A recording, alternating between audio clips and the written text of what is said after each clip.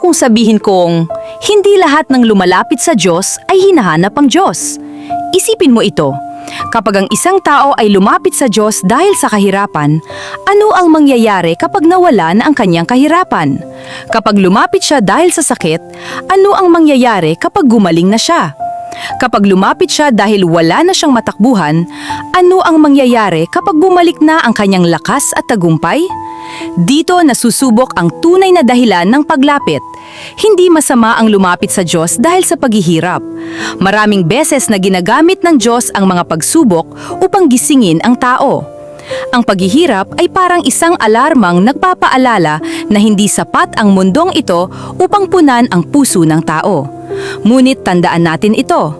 Ang alarma ay hindi ang tahanan. Ang paggising ay hindi ang destinasyon.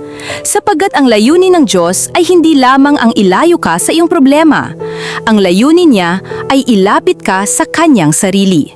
Maraming tao ang naghahanap sa kamay ng Diyos, ngunit kakaunti ang naghahanap sa kanyang muka.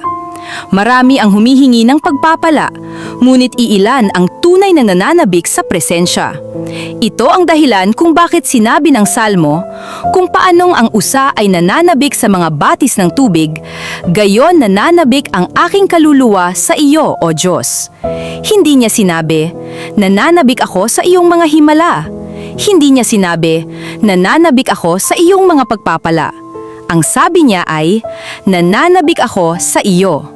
Iyan ang pananampalatayang hindi nababago ng kahirapan at hindi rin nalalasing sa kasaganaan. Sapagkat ang taong tunay na nakakilala sa Diyos ay hindi nananatili dahil kailangan niya ang Diyos. Nananatili siya dahil wala nang hihigit pa sa Diyos. Kaya wag nating sukatin ang pananampalataya sa dami ng luha.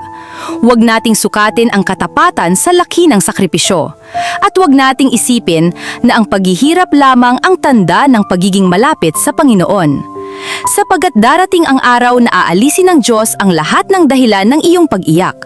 Kapag dumating ang araw na yon, kapag gumaan na ang iyong buhay, kapag natanggap mo na ang lahat ng ipinanalangin mo, mananatili ka pa rin ba sa Kanya?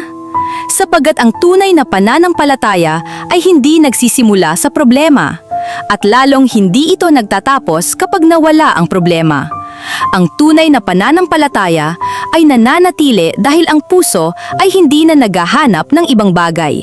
Natagpuan na nito ang Diyos. At kapag ang Diyos na mismo ang naging kayamanan ng puso mo, hindi mo na kailangan ng paghihirap upang manatili sa Kanya.